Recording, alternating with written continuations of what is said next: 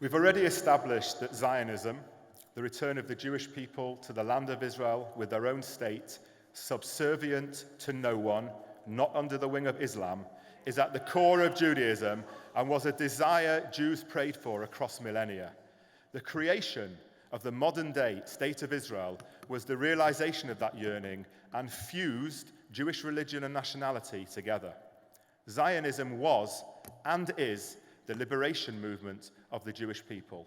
Was because it gave Jews a safe haven after experiencing both a genocide in Europe and an ethnic cleansing from Muslim states throughout the Middle East, and is because if not for the state of Israel now, its 8 million Jewish inhabitants will be slaughtered without a second thought.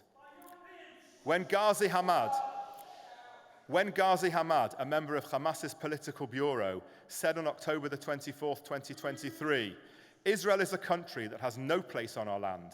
We must remove it because it constitutes a security, military, and political catastrophe to the Arab and Islamic nation.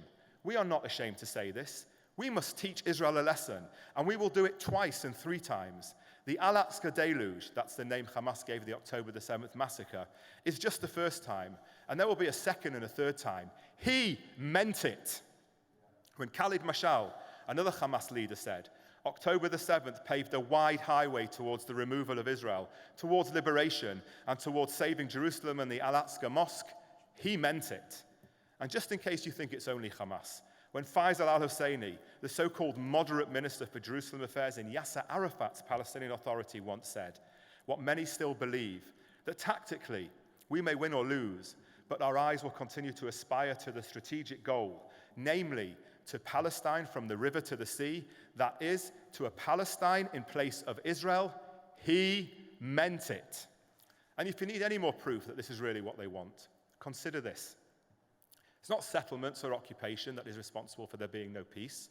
The Arabs of the land, the Palestinians, have only ever dealt in absolutism. They have had, time and time again, an opportunity for a state of their own. They could have had it in around 75% of the land in 1937 and just under half of the land in 1947. In 1948, just 3 years after the Jews experienced the genocide of the Holocaust, the Arabs launched their own genocidal war against the Jews and the newly established Jewish state of Israel, aiming to destroy it.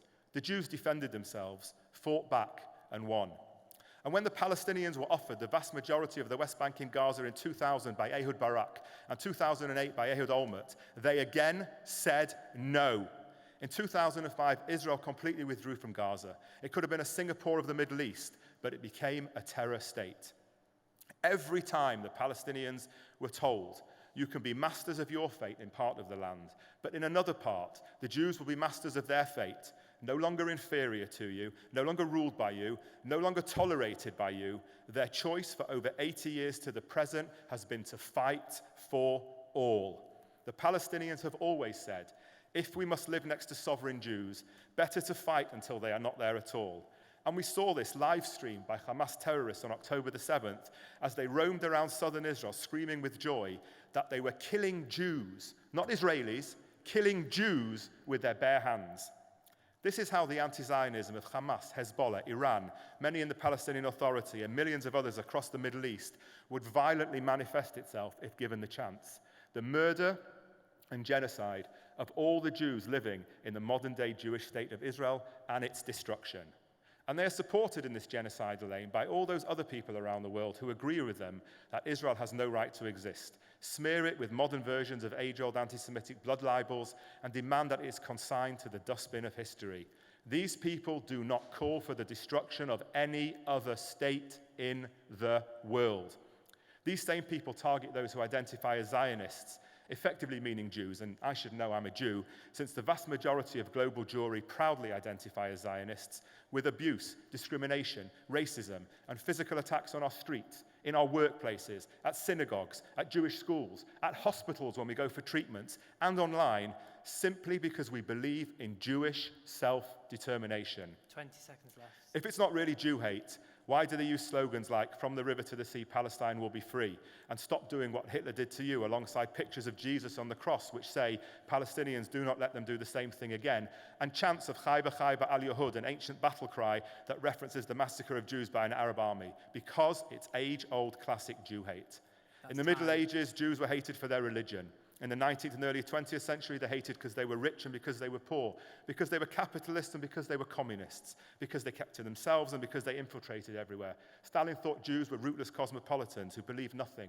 Hitler hated Jews because he thought they were parasitic vermin worthy of eradication, much like all those people I mentioned before. Before the Second World War, Jews were told to go to Palestine. Now they're told to get out of Palestine. Today, Jews are hated for their nation state.